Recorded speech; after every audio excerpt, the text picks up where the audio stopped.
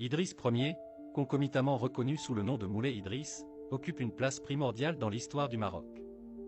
Sa figure emblématique réside dans l'établissement de la dynastie idrisside, à laquelle on attribue la fondation du premier régime musulman du territoire marocain. Tout en orchestrant un rôle crucial dans l'islamisation et l'unification du pays. La généalogie d'Idriss Ier, Idriss ibn Abdallah, s'enracine dans la lignée du prophète Mahomet, descendant explicitement de son petit-fils Hassan, certifiant ainsi son appartenance à la lignée chérifienne. En 786, la bataille de Fak près de la Mecque se solde par une défaite pour les suppôts de la révolte chiite, contraignant Idriss à fuir les persécutions infligées par les Abbassides et à trouver refuge au Maghreb. Parvenu en 788 dans la région de Volubilis, au nord du Maroc actuel, Idriss Ier est accueilli avec bienveillance par les tribus berbères, notamment les Aouraba, qui le reconnaissent en qualité de leader spirituel et politique.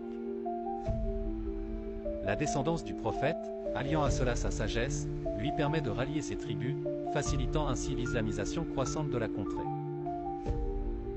L'an 789 se démarque par la création de la ville de Fès, pierre d'angle de l'œuvre d'Idriss Ier, qui prospérera pour devenir un haut lieu de culture et de spiritualité au sein du monde islamique. Il ébauche les fondements d'un État islamique autonome, écarté de l'autorité régnante du califat abbasside. Toutefois, 791 entérine une coupure tragique dans cette ascension avec l'assassinat d'Idriss Ier, vraisemblablement orchestré sous l'égide du califat abbasside, alarmé par son rayonnement expansif. La thèse de son empoisonnement est souvent avancée dans les récits historiques. Cependant, sa disparition ne mit point un point final à son entreprise. Idriss II, son fils posthume, émerge pour reprendre le flambeau de l'unification marocaine. Vénéré au Maroc, Idriss Ier est considéré comme un saint.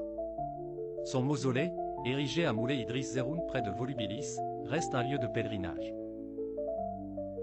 La dynastie idrisside aura légué la trame substantielle de l'identité politique et religieuse du Maroc, et son lignage est vénéré comme l'origine de l'actuelle dynastie alawite régnante. Idriss Ier résume ainsi une figure centrale de l'histoire marocaine, symbolisant à la fois une légitimité religieuse et un rôle de pionnier dans l'édification du Maroc en tant qu'entité politique concertée.